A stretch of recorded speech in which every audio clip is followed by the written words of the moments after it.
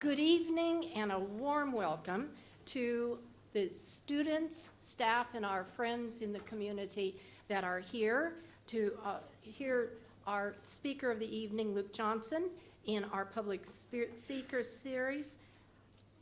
I'm Dr. Linda Hickman, and I'm from the Department of Management, who are very pleased to be sponsors for this evening. We have within our Department of Management an entrepreneurial course, and across the campus, increasingly, we have many students who are interested in entrepreneurship and go for activities such as the Entrepreneur Society or are active in the Pitch It contest that the Careers Office sponsors each year. Now, LSE has a very prestigious public events program. We've had Nelson Mandela, Bill Clinton, Angela Merkel, many speakers. And the tradition at LSE is to host leaders in business and politics that present their views. Often they may be controversial, and they are people that we want to hear their own personal views. Tonight we welcome Luke Johnson, a passionate believer in the role of entrepreneurship in economic development and growth. He challenges critics of business, especially in times like this, which are considered to be very precarious times.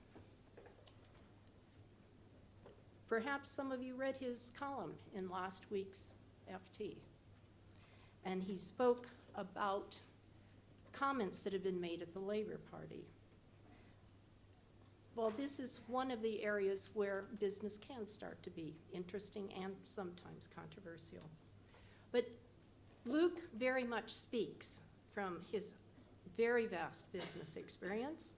His career spans many types of endeavors, and I think that's one of the very unique characteristics Luke brings. We often talk about serial entrepreneurs, but his experience is very broad. You most likely have been either a customer or a consumer of one of his business startups. Have you ever eaten at Pizza Express, or Strata, or Giraffe, or Patisserie Valerie?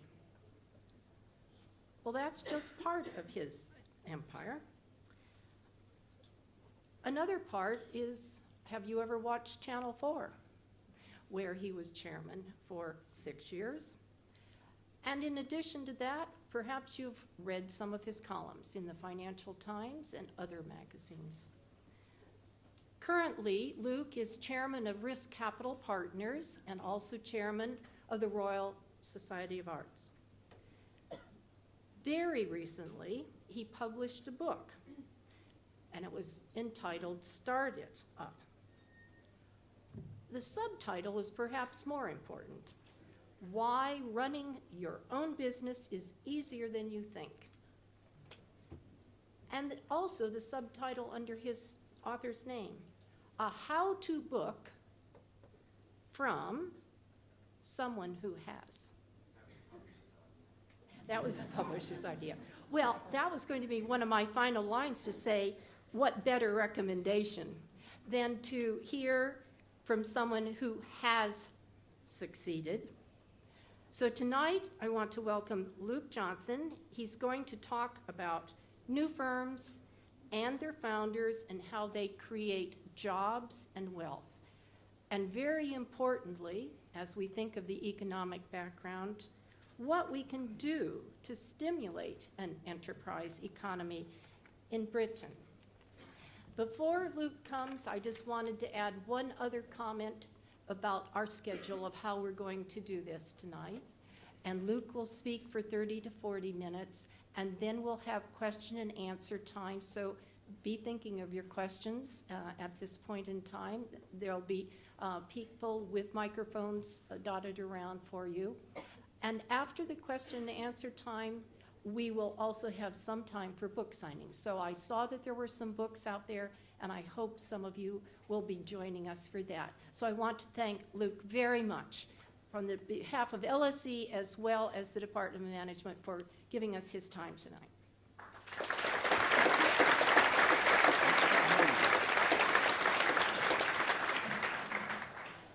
Evening. I gave a brief talk to a few students just earlier. I may repeat myself, forgive me.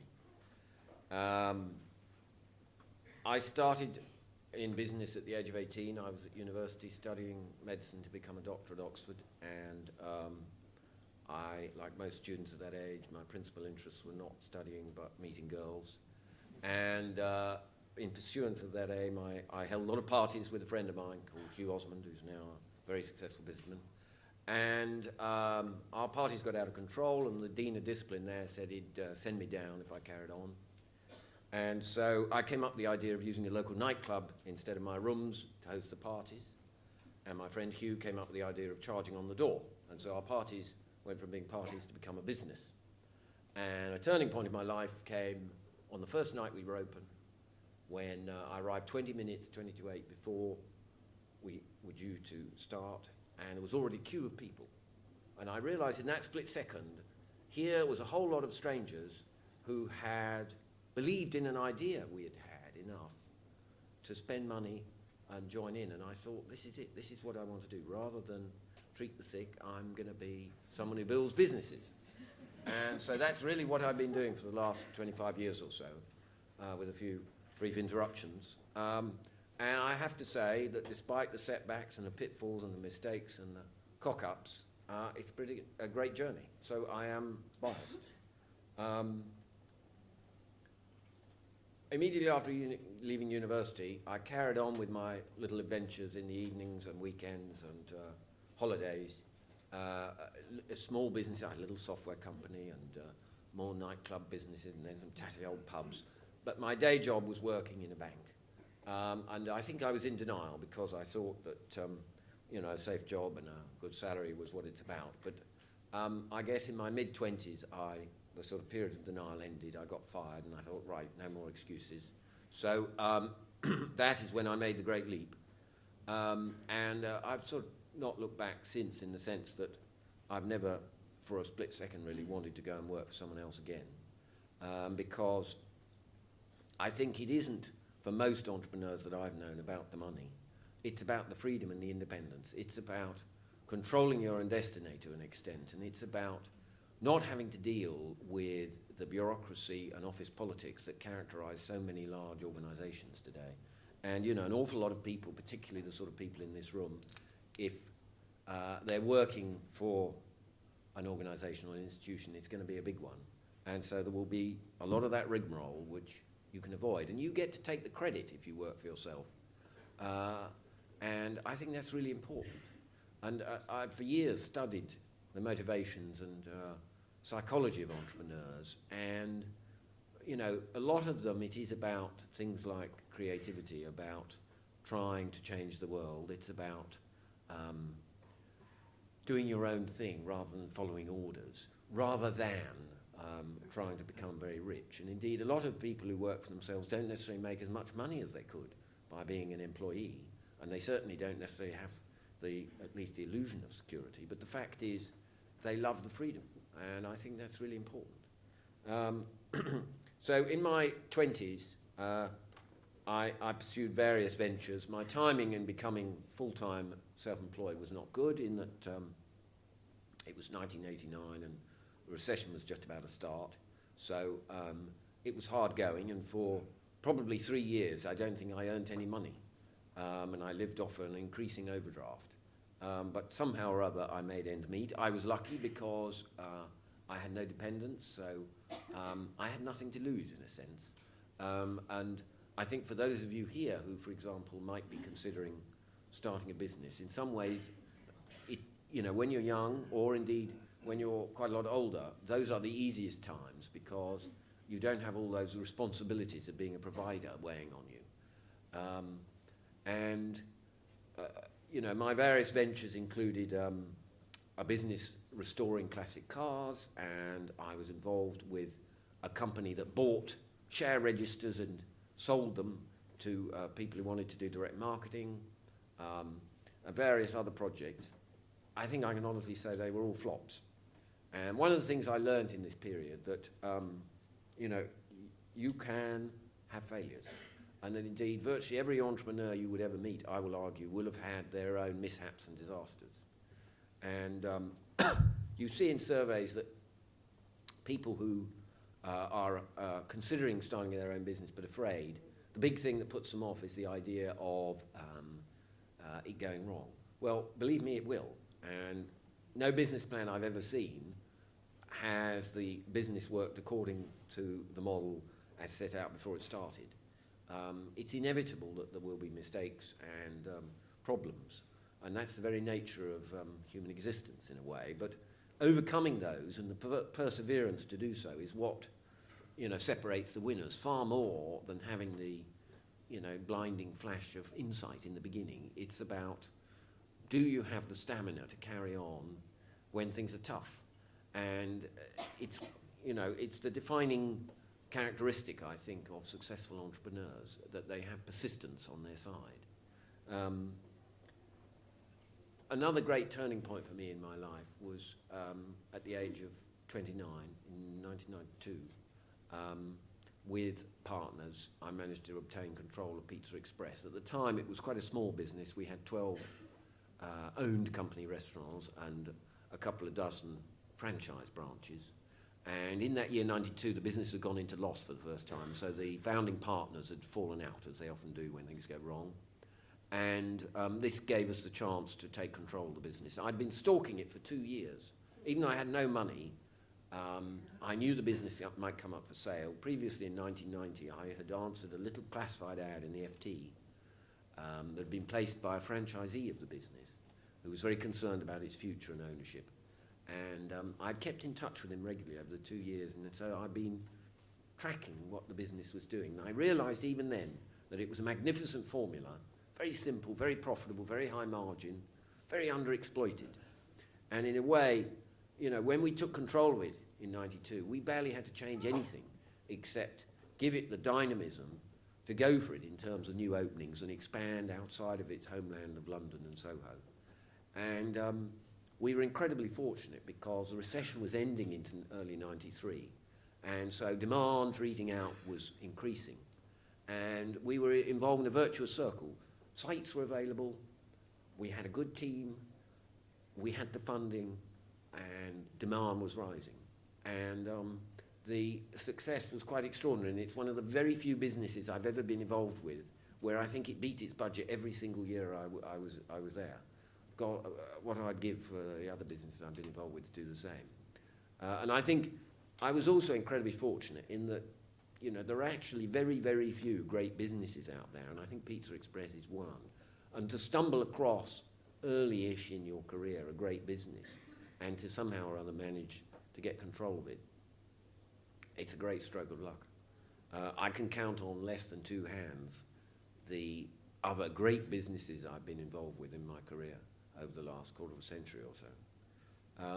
Following building up Pizza Express through the 90s, when we took it from a dozen to about 200 odd branches, I'd sold my shares far too early, sadly, but, you know, still profitably. And I stepped back and I started all over again, and we created a new pizza brand called Strada. And the idea there was to do wood-fired pizza and higher quality ingredients and a more extensive menu, grills and roasts and things, and you know, take Pizza Express head on. Obviously, we had to be more competitively priced because they were the market leader. They weren't the market leader when we first took control of the business in 92. In 92, we had 2 other businesses that were much bigger than us, called Pizzaland and Deep Pan Pizza, and they both went bust in the 90s, all shut down. Very interesting, whereas Pizza Express only continued to grow. And with Strada, our first opening in Battersea, south of the river, didn't work. And it was only because we had signed 2 further leases, because we were being very bullish, that we carried on. And I think if we hadn't have signed those extra leases, we may never have grown the business. Anyhow, the second and third branches did work, and I think the chain now has about 75 branches. I no longer own it because I sold it. But again, I think luck and timing play huge parts in the success of that story. At about the same time, I was flicking through the Yellow Pages. You remember those? And I was looking for what I thought would be a fragmented sector that showed growth. And I came across dentists, and I thought, you know what, I know lots of dentists that drive Rolls Royces. It must be a good business. And I had this sort of vague healthcare background, having done an undergraduate degree in medicine. So I sort of got a list of dentists together, and I wrote to a few of them. This is pre-email, of course. And one of them responded from Liverpool, and he said he had a chain of 4 dental practices. And so I went to meet him, and it was a very positive journey, and then meeting, and then he said, oh, and by the way, I'm emigrating to Israel, so I can't go into business with you. So that was a shame, so I gave up. And then 2 years later, he called me from Liverpool, and he said, I hated Israel, I've come back. And I now want to do the idea that you talked about. I said, well, I'm bored of that now, I'm not really interested. Anyhow, he called me once a fortnight for about 2 months. And eventually I thought, this bloke is really persistent. There's something about him. So I went into business with him. And together we built up Integrated Dental Holdings. And it more or less immediately became the largest chain of dental surgeries in the country. And we had a long journey. I was involved for over 10 years. We raised venture capital. We took it public. We took it private. Anyhow, ultimately, it was a very successful involvement. The business, I think, at the beginning of this year had another transaction I sold out a couple of years ago, valuing it at over £500 million. And that was a rather extraordinary experience, I must say. Another experience that happened not that long after was someone mentioned to me a chap they met in the pub who had fallen out with his partners in a retail business called Tops Tiles. And it emerged there were 3 partners, and they were all arguing, and they decided to sell the business. So I talked to them, and I liked 2 of them, and one of them, the third one, he really wanted out. He'd fallen out with the other 2. So I said to the 2 I liked, I said, why don't you, Stuart and Barry, I said, why don't you remain involved, and I'll buy him out. So that's what I did. And at the time, I think it had 14 shops. And they were fairly down-market shops selling floor and wall tiles. And the thing one felt was that we don't use many wall and floor tiles in this country. We use a lot of carpet, even in our bathrooms. And I thought, you know, this is not very hygienic and a bad idea. And people surely will be using more tiles. And the thing about tiles is no one knows what they should cost. I show you a white tile, you know, it costs 50p or £10. You couldn't tell me. That's one of the reasons why I don't think the online threat is so big with floor and wall tiles. Anyhow, I became the 3rd largest shareholder in that and went on the board. And within a year, the business had performed so well, we were going to take it public. And my colleagues chose a stockbroker against my advice, and the stockbroker couldn't raise all the money. So another great stroke of luck in my life, I had to put loads more money in on the flotation, which I'd just taken out of Patisserie Express. I had to immediately put it in the Tops Tiles because we hadn't raised the minimum that we promised. And I was hoping to sell shares in the flotation. Instead of selling them, I had to buy them. Anyhow, the shares for the 10 years following the flotation were the single most successful share of any kind on the London Stock Exchange. I forget how much they multiplied, but it was extraordinary. Sadly, of course, I'd sold far too early, but I did all right. Yeah, story of my life. This is getting boring. So, I had to say you are an experiment, because I've never actually given a speech before without a script, so bear with me. Normally I just, read careful lines. In recent years, I've gone back into the restaurant business in a big way. I've got involved with a business called Giraffe, which we invested in when it had 5 branches, and it now has about 50. Our most successful opening of all time happened 2 weeks ago at Stratford, the new Westfield Centre, extraordinary. I took control 5 years ago of a business called Patisserie Valerie. At the time, it had 6 branches and was losing money. And some accountants did a report for me and showed that it would lose money forever. And I still went ahead and bought it. And this year, we just closed off September's numbers, first year's trading. It's made 8 million profits, and we now have over 80 branches. I just opened a new one in Hove on Saturday. Now, there have been failures, so let's not fool ourselves. Business is about failure as well as success, I mentioned. About 4 years ago maybe, hubris, I thought I could sort of fix the book trade. So I saw that there was a bargain going, I thought, of Borders, which was the UK arm of the US book chain. And I thought it was a turnaround. I paid cents on the dollar in terms of net assets and a fraction of turnover I paid for the business. I paid less than the profit it had made 2 years prior. What I didn't realize was that there are very profound structural changes going on in the way books are being sold, and that with Amazon and the supermarkets, and now even more perhaps e-books, I fear, tragically, that the traditional bookstore is quite doomed. Anyhow, as far as I was concerned, that was a very unfortunate and painful experience. But I guess it taught you that, or taught me anyhow, that you can't change the tide of history if technology and behaviour is changing so dramatically, even if it looks like the bargain of all time. And more recently, I've got heavily involved in artisan bread, and earlier this year, I became majority owner of a business called Bread Ltd, which owns a brand you may have heard of called Gail's. You can buy their bread in Waitrose, Ocado, but we also have a chain of stores around London, and we run the largest wholesale artisan bakery in Hendon with about 300 or so bakers handcrafting bread, which we supply most of the best hotels and restaurants and contract caterers in London. So those are some of the main involvements I've had, just to give you some context. Some of the principles that I've learned, I suppose, if you can call it that. One of the earlier ones was that I chose to work with partners, and I've continued to do that ever since. And I believe that if you are thinking about a startup, then think carefully about the idea of taking someone on. It's less lonely. You will be stronger as a team. Research shows that, generally speaking, teams are much more likely to succeed than one-man or one-woman bands.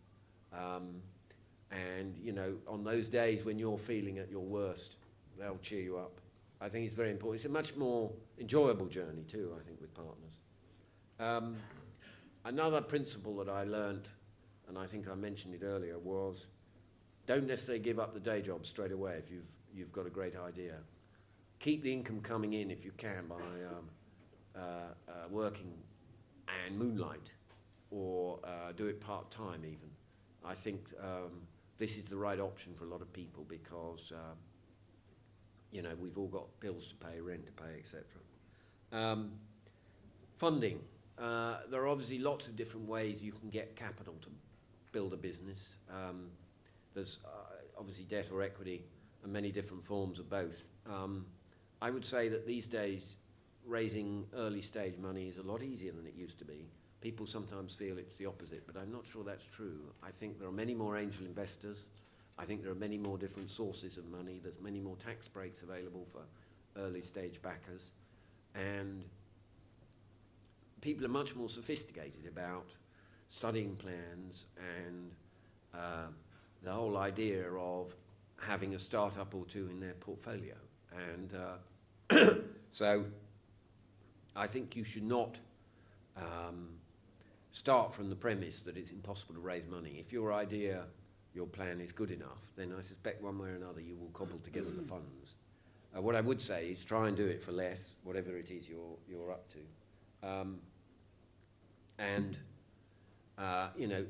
Do it on a shoestring, because often the best and most interesting businesses are started on next to nothing.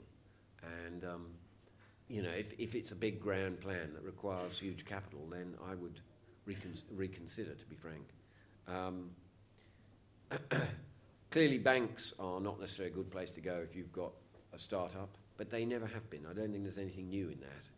And although I'm as upset as the next person at the idea that banks aren't lending as much as they might be to small and medium-sized enterprises here, I don't actually think they're the cause, if you like, of why we don't have more new businesses. I think that ever since I can remember, banks have not been very keen on lending on businesses. What they will do is lend on your personal guarantee.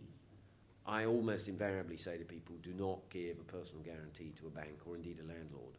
It's the one thing I don't think you should sacrifice. And there's always another way to find the cash. Because the trouble is, if things don't work out according to plan, and that's so often the case, then they might just call that guarantee, and you don't want to lose your home or be personally bankrupted.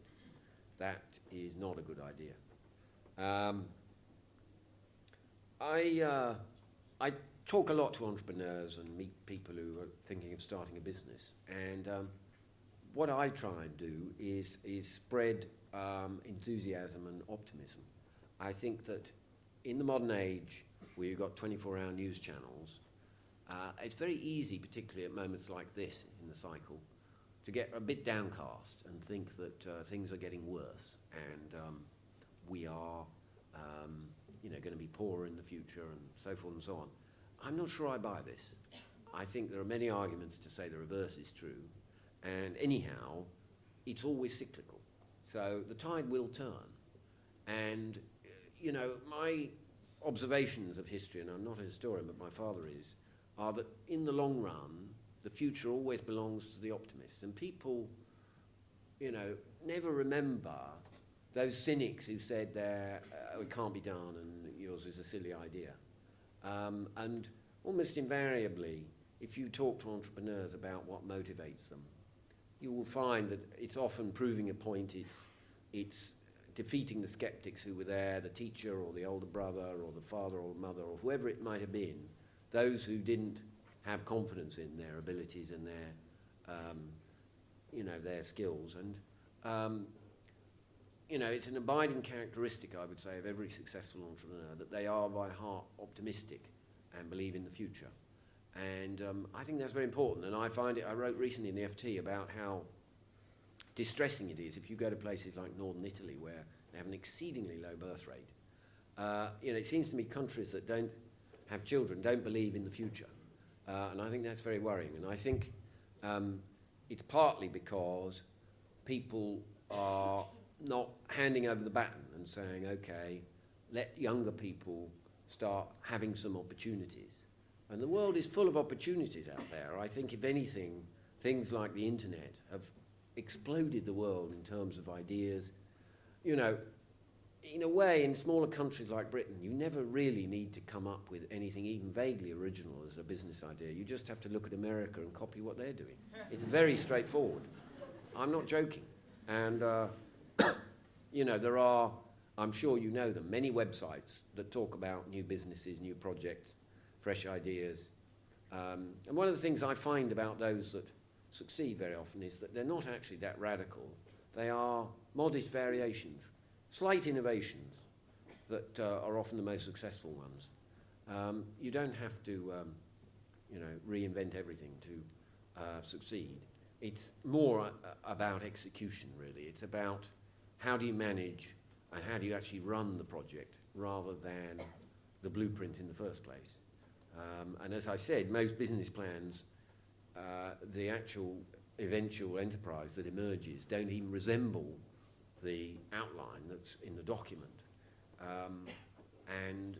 That's just, it shows that pragmatism is at the heart of most business success. I hasten to add, I do believe in the concept of writing a business plan. I think it's very important to put down your thoughts on paper in a coherent fashion, to itemize your budgets, and to talk about your capitalization and work out which markets and customers you're addressing and all those good things.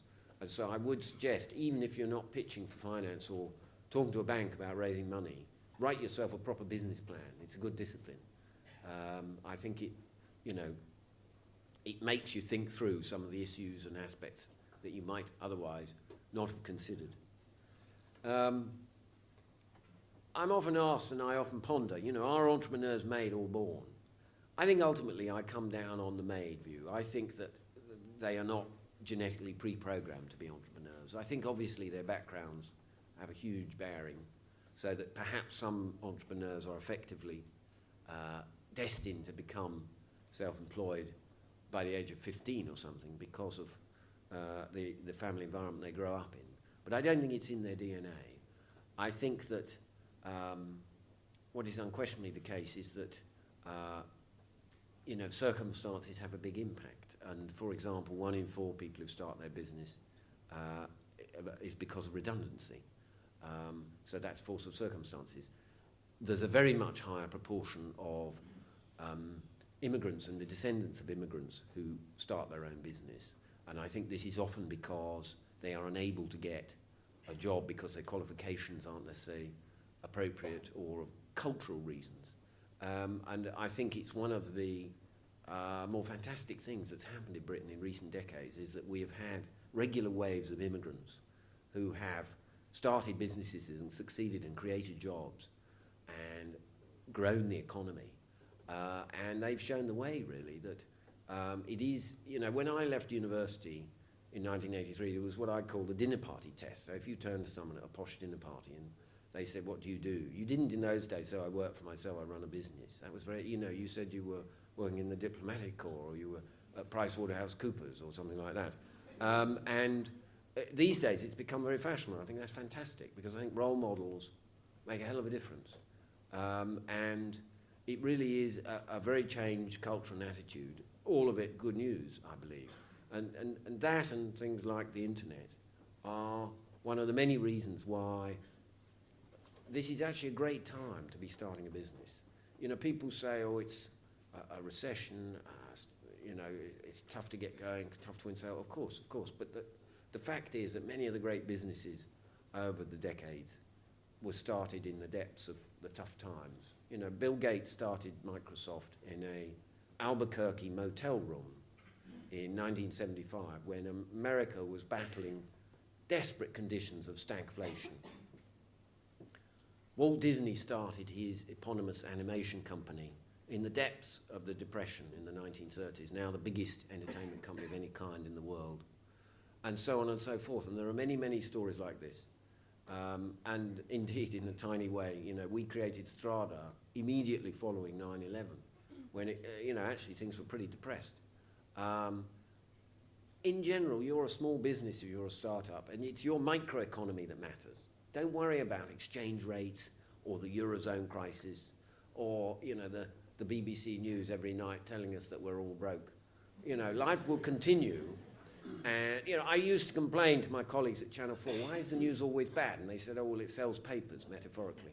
But I'm not convinced that's true. And anyhow, you know, don't watch the news. Concentrate on your customers, your business, how you're going to make a margin, what your cash flow is, who your staff are, what motivates them. These are the things that will make the difference. And even in a stagnant market, you can take share because most markets actually have weak competitors. And all you have to do is, you know, steal their customers and you'll be okay. Well, that's competition. People who are not competitive should not be in business, I'm sorry, unless they work for a monopoly like the government. Yes, I mean, people also ask me, apart from that made or born thing, you know, what are the characteristics of entrepreneurs? And I think I used to believe that the two things that really matter were self-confidence and self-discipline. And then I read a very interesting article that talked about how in educational matters, actually, the single most important thing that showed which pupils were likely to succeed in the long run was not how they'd done on tests, but character. And it was things like grit that really, you know, made the difference. And I think that's damn true of entrepreneurship too. You know, if you look at many of the great successes of our time, they didn't get a degree or they dropped out. So I'm afraid to say for all of those of you studying here at LSE, it isn't necessarily about all your qualifications. I'm sorry about that. That's not to say you won't succeed too, but I think it is at least as much about character rather than certificates. And, you know, it's your ability to win over people, be they employees, suppliers, a banker, a customer. It's about your attitude to risk. Entrepreneurs are an unusual breed. They're a minority, probably less than 1 in 10 in general. And they have this belief, their desire for gain is far greater than their fear of loss, whereas the vast majority of the population, the reverse is the truth. And you have to look inside your soul and decide, you know, are you ambitious enough and are you willing to make the sacrifices? Are you willing to have a somewhat out of kilter work-life balance? What is your approach towards that sort of thing? How much do you hunger for success? And are you willing to put the effort in? these are the questions you have to ask yourself. Certainly for me, the journey has been worthwhile, and I always encourage as many people as possible to go for it. It's not without its price in terms of your time and possibly family, and the fact that you might lose savings, or that you may earn less money than you could working for someone else. But to me, the dream of creating something new that's yours, where you get all the credit, I think that's worthwhile. And the excitement, on Saturday I went down to a heaving Brighton, and there was a brand new Patisserie Valerie in Hove. It's an incredible feeling when you've seen it and it was a dusty old shop before, and then suddenly it's all buzzing and full of customers having a good time. That's a great feeling. And it's not the same if you're working for someone else. And I would imagine that most of you here have what it takes to start a business if you're not already running one. And, you should go for it. And that is the advice I give to people. And I say, even if it's tough times and even if you've got responsibilities, don't be afraid, because actually it's not as hard as a lot of people make out. They try and sort of put people off because they're too locked into the sort of world of safety and employment. But, jobs for life are history. Final salary pension schemes are history. Working for other people ain't what it was. And, I think this generation in particular, who are now graduating and looking for a job, you may have to freelance. You may well have to start your own business. Better than claiming on the dole or watching daytime TV, even if it's on Channel 4. And, it's not just for the young, it's for the old. One of the more exciting things, I think, is that I see audiences now, and the diversity is incredible. When I first started in business, women were barely ever interested, or if they were, they never sort of showed it, perhaps, in starting their own business. Now, audiences like this, very high proportion of women, and older people and people from all different backgrounds. And that's one of the great levelers, I think, about entrepreneurship is it's not a class thing, it's not a thing about what sort of privileged background you come from. It's about who's got the stamina, who's got the ideas, who's got the persuasive personality, and who's got the energy to see the thing through. And, I meet successful entrepreneurs, and they virtually all have extraordinary stories. Many of them have overcome handicaps and difficulties and have been great adapters, which is perhaps why, for example, in my experience, people with dyslexia and stammerers are a much higher proportion than normal of them become entrepreneurs. And, in a way, the easy option is to go and work for a large company or to enter one of the safe professions and have a steady job. But don't come to me when you're 56 and you wake up at 4 a.m. in the morning and think what you could have done and should have done. Is that half an hour? Right. That's it then. Questions? We'll take questions, and raise your hand so that they can see where the questioner is, so they can bring the mic over there. Okay? Yes. Back here. Hi there. I just wanted to ask, you've obviously been very successful from over here in business, Where? but do you learn more from your successes or your failures? I still can't see it, sorry. Over here. Oh, right. I got you. Unquestionably from your failures. I think the thing is that your successes delude you into thinking you're a genius, and of course you're not. And luck and being in the right place at the right time probably is as much a bigger factor as anything. And your failures, you have to learn from them, because if you don't, you will continue to fail and it will get worse. And I'm very encouraged that society's changed and people feel much more comfortable about talking about their setbacks or mistakes, as I call them. And I don't think this used to happen. I think there was this great pretense that people just succeeded relentlessly and naturally, and it's very rarely the case. And for example, there was an interview with a woman called Penny Streeter in the FT magazine on Saturday, who's built up a very successful healthcare recruitment business. I saw that her first business went bust, and she talked about it. That wouldn't have happened in an interview 10 or 20 years ago. And she talked about the lessons that taught her. And I think it's absolutely now accepted that, those people who imagine that they can only ever achieve success are either in complete denial or headed for a big fall. Yeah. Do I choose or? There's a question, microphone right there. Hello. Yeah. Hi there. Thank you very much. It's been really great so far. I just had one question. A lot of entrepreneurs or business people in your position, especially investors, get access to a lot of people wanting to submit business plans and that sort of thing. Has there ever been one that got away? So a business that you said no to that you wish you hadn't? Yes, loads. There was a business called Transform that is the market leader in cosmetic surgery. And a friend introduced me to the owner, and he wanted to take a step back, and I could have invested in it when it was quite small. And the deal was more or less agreed, and I got squeamish. I realised that half the business is breast augmentation.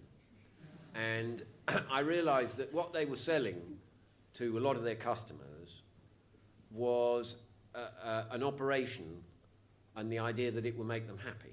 And of course, in a lot of cases, it doesn't. And I just sort of got cold feet. The truth is that within 3 weeks of me passing that deal, a private equity firm had done the deal, and they made a huge amount of money over that over the next 5 years. And on one level, I regretted doing it, but on another, I didn't. Yeah. I can tell you about an even better story, one that got away, actually. The boss of a business called Excite, I think it was.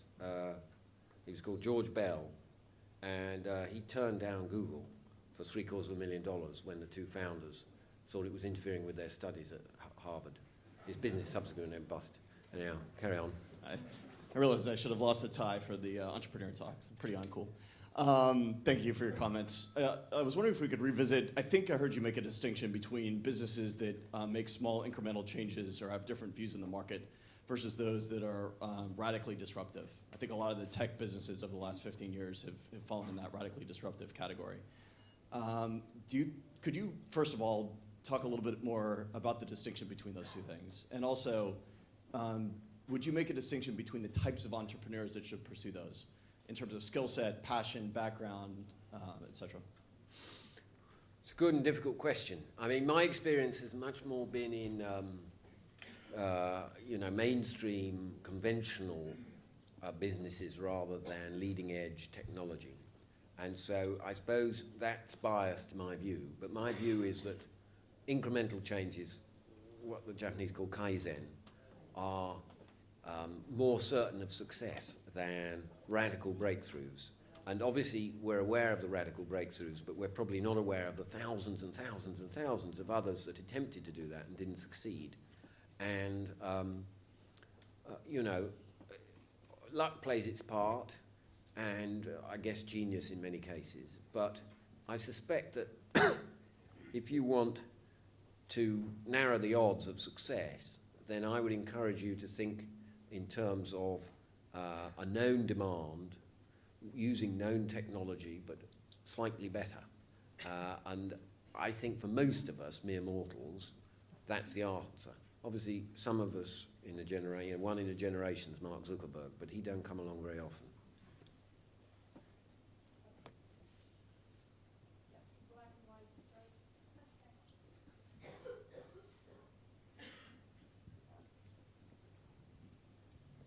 Thanks. I was wondering, Luke, if you could comment a little bit more about what you said about immigrants and entrepreneurship. I'm an American here in the UK. I'm sure that many other people in this room are also immigrants. And I think in the recent economic and political climate here, there's been really some limiting factors that don't allow those of us who may want to start our own companies here to do so. So can you talk a little bit about what the entrepreneurship community here in the UK might think about that, or how those of us who would like to pursue starting a company in the UK or in Europe might gain some leverage or some voice Well, to say? I mean, you know, government don't pay any attention to people like me, but if I ever get the chance to nag an MP or a cabinet minister, it's one of the things I bang on about, along with things like employment legislation, is that they have got to, especially for entrepreneurs and also people with rare technical skills, they have got to permit entrepreneurs to come and live here. If you look at Silicon Valley, you know, a huge proportion of its entire success is founded on immigrants from overseas. I've seen statistics that suggest over a third of the big successes there have been founded by immigrants. Coming there and, you know, that brain power being leveraged in you know, the vast open markets of America to great success. And here we have benefited fantastically from the entrepreneurship of many different waves of immigrants over the decades and centuries. And arguably, it's one of the reasons why, particularly as a merchant city, London over the centuries has been so fantastically successful, is because generally speaking, by the standards of many other European countries, we have actually been quite open to immigrants coming here and basing their businesses here. And if we become more closed, if we become more restrictive in terms of allowing people to settle and work and start businesses and employ people and create jobs, then, you know, we will all be the losers. And this sort of narrow-minded prejudice is, you know, not only morally reprehensible, but it's economic suicide. So I do hope the politicians don't pander to the, you know, minority, I'm sure, who clamour for restrictions on, you know, immigration in a very sort of in a cack-handed way, and realise that there's a great deal of talent and we must become or remain a talent magnet. You know, we're very fortunate with our location and our language and the fact that London is a world city, and we need to take advantage of this. And I'm glad to say that people like, for example, Boris Johnson, I think, is a promoter of this. He's the mayor here. And the more the better. And, you know, it's not just about the rules and the laws, but it's also about the attitude and the culture. And we need to be open and attract the skills and talent and make it possible for people who, for example, come and study here to stay.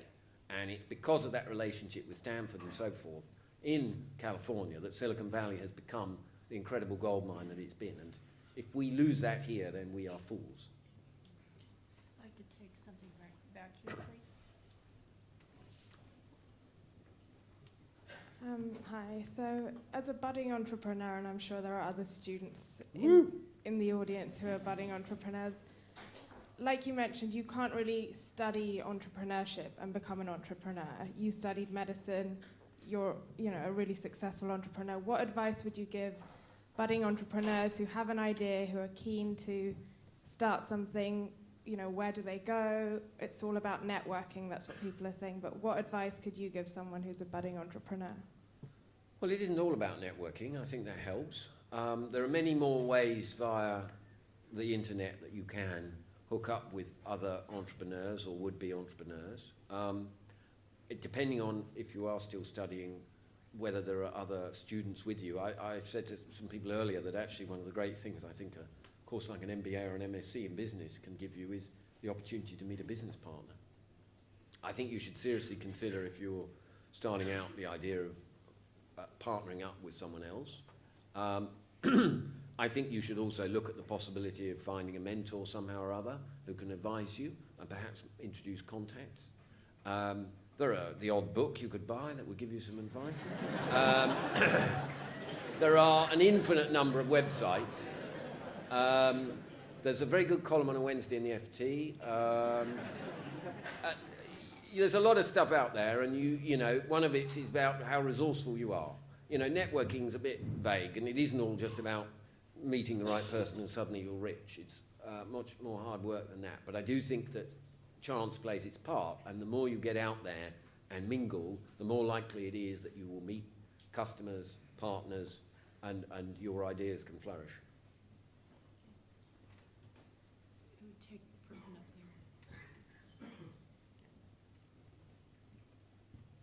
there.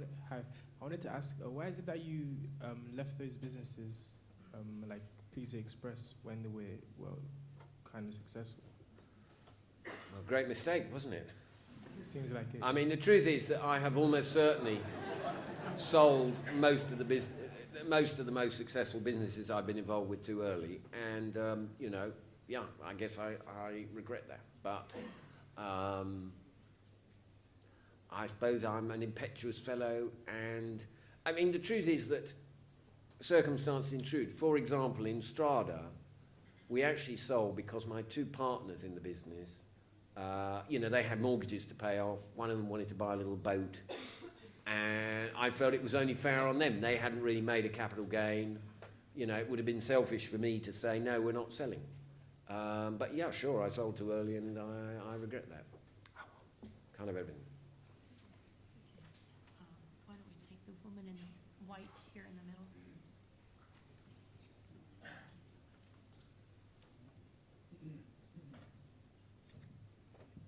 Hi, thanks for your presentation. Two quick questions. One is, have you thought about getting involved in the new green economy and sustainable and social enterprises? And two is, have you thought about joining or setting up your own version of Dragon's Den or The Apprentice? Well, let's deal with the latter first. I just approve of The Apprentice and Dragon's Den because I think they do still introduce a lot of people to the idea of things like venture capital and starting your own business. However, they are a pantomime, they're not real business, and they do give false impressions that, everyone in business is a reptile and all the rest of it. And so, they're pure entertainment, and you do meet people who get confused between that and real life, which is a shame. In terms of the first question, I haven't got involved in green or clean tech. Yes, I have actually, sorry. I've got a business that supplies, chargers for electric cars. Who knows how many electric cars there are in the UK? 2,000 out of 25 million odd. So it's an early stage business, so I've got my toe in that one. In terms of social enterprises, I think they're great. The more the better. I've got involved in various charities that are sort of not dissimilar to social enterprise in a way, the Royal Society of Arts and a theatre charity called Stage One, that they are charities, but they do sort of enterprising work, if you like. But I class social enterprises and for-profit as a continuum. And for some people, it may be a social enterprise is more suitable. I still think that's fantastic. It's still all about innovation, and it's about enterprise, and it's about making something happen, and the freedom and independence of having your own organisation rather than being a cog in someone else's wheel. Yeah. Why don't we take the gentleman back here? Do you have any tips on how to test your business idea in terms of being financially viable?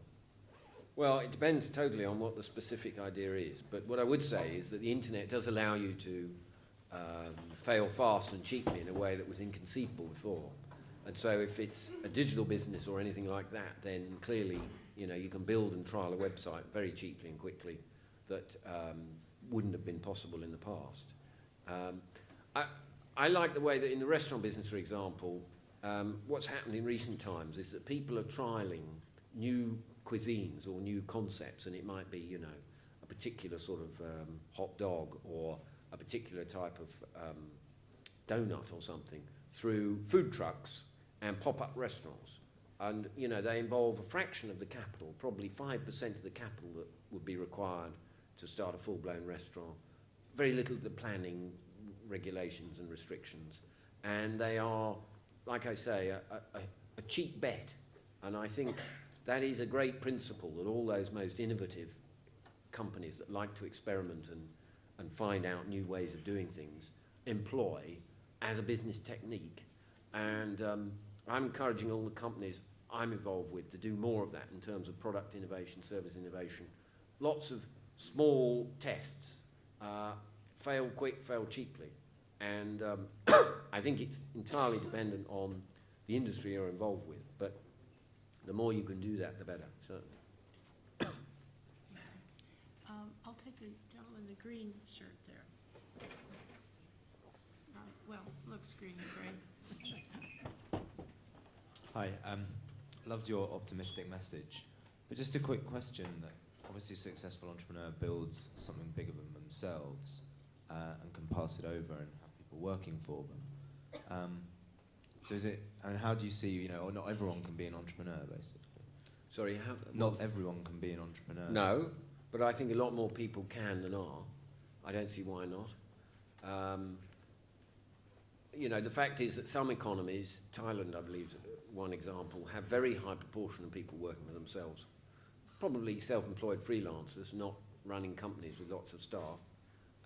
But I think that, you know, as the public sector sheds jobs inevitably because of economic circumstances, so the private sector's got to take up the slack. And, you know, most research suggests that big companies aren't producing new jobs in the private sector. So it's got to be the startups, the early stage companies. And that's where the entrepreneurs come in. And like, I think extra entrepreneurs, it's not zero sum. The more entrepreneurs there are, the more opportunities there are. And I fundamentally believe there is an infinite number of opportunities. There are endless numbers of problems that need solving. And it's for the entrepreneurs of the world to find solutions and make a turn on that. We'll take the woman, I think it is, here on the very front row. Yes. Mr. Johnson, hello. You briefly touched on the topic of funding, and you said, I don't recommend you to go to the banks if you want to raise money.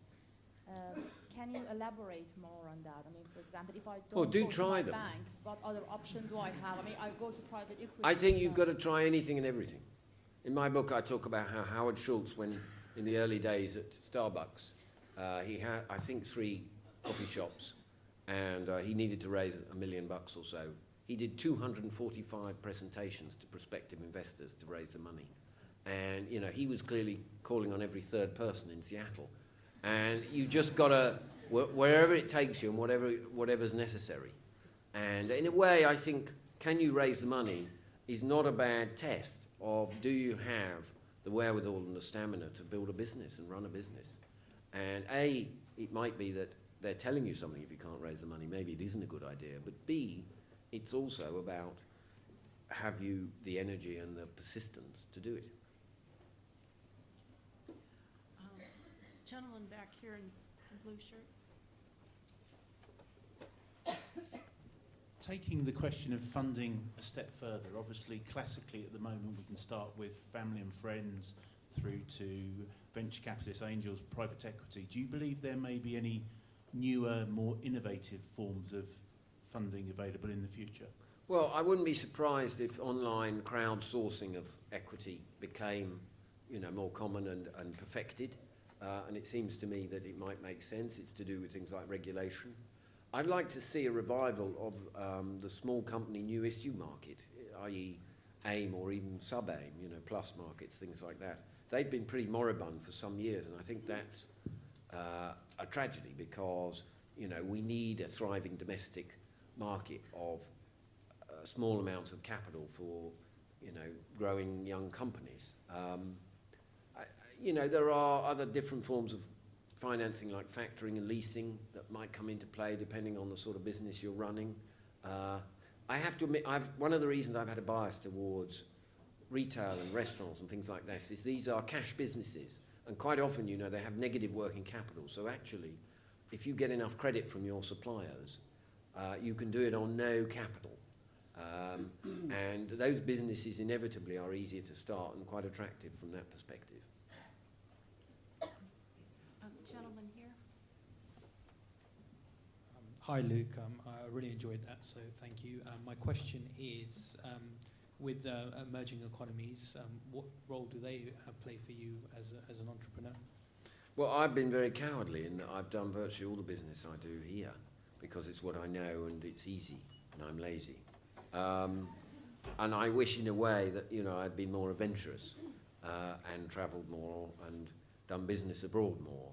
I think for you, who are mostly younger than me, or a lot of you are, that's what you've got to do.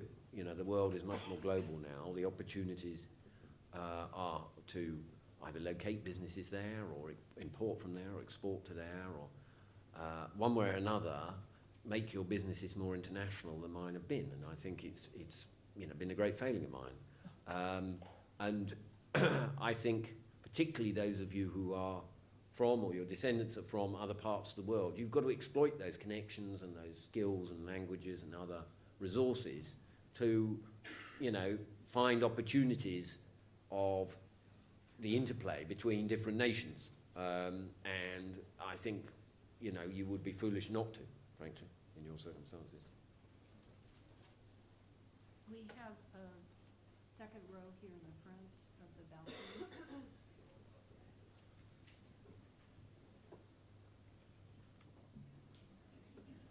Hi. I was just wondering what it was that made you, against all financial advice, decide to take up Patisserie Valerie.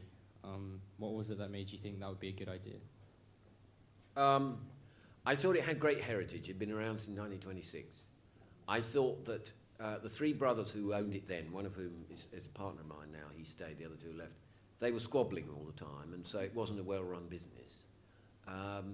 And I thought it had a unique formula and something different. And the loyalty its customers exhibited made me believe it should be making money. But I'll be frank, I couldn't do a P&L that showed that it was profitable in the early days, but I knew instinctively that it ought to be. And I couldn't tell you what the mix of business should be and what the margins. It was pure feel based on having been in food and drink business for 20 odd years. I wouldn't have dared do it, I think, much before then, but it was that gut instinct that drove me to do it. And it's difficult to explain that. It's funny, you can analyse yourself to death. When we bought Pizza Express, we got PricewaterhouseCoopers to do a long-form due diligence report, and this is in 92, they conclusively showed that the largest restaurant had ever opened, which is Golden Cross in Oxford, which had cost £1.5 million and almost broken the back of the business in the depths of recession and led it into loss, would never make a profit. And we turned that branch round within 6 weeks. It was the most profitable branch in the chain. So don't always listen to the accountants slavishly. Why don't we take gentleman in the white shirt here?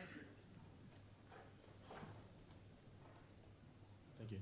You already mentioned negative working capital in the restaurant business, but I wanted to ask, what is it that keeps attracting you and you keep going back to the restaurant business? Obviously, 20 years ago, when you started Pizza Express, things were very different. They were not as competitive as they are today. Margins, I would imagine, were probably higher than they are today. Why do you keep going back? What is it in the restaurant business that keeps attracting you? Well, it's probably cowardice because, more adventurous things are, too difficult for me. It's because I get to see deals. I'm credible in that space. It's what I'm familiar with. And, I guess we all end up playing to our strengths. Also, I do believe in domain knowledge. I think that if you know an industry well and you understand the economic structure and you can analyse an opportunity, that's a big advantage. Whereas if you go outside your sphere of competence, the risk is you get it wrong, you misjudge it, and you don't realise that, you're being misled and that there are problems that you haven't seen. And it's not, as I said, simply about the financial due diligence. There's a lot more to it than that always. And so, having made plenty of mistakes in other sectors, I've not got it wrong too often in the restaurant sector. So I guess I'm hopeful that my chances of success are higher. But you're right. Margins are lower, returns are lower than they used to be. It's a lot more competitive. It's tough out there, but it's tough everywhere. I think we're going to have to end now because now we've had a half an hour of the questions also. And I am sorry because there's still many people with unanswered questions, and perhaps at a later point in time we'll get an opportunity to ask those. And I want to thank again Luke very, very much for all the time he's spent.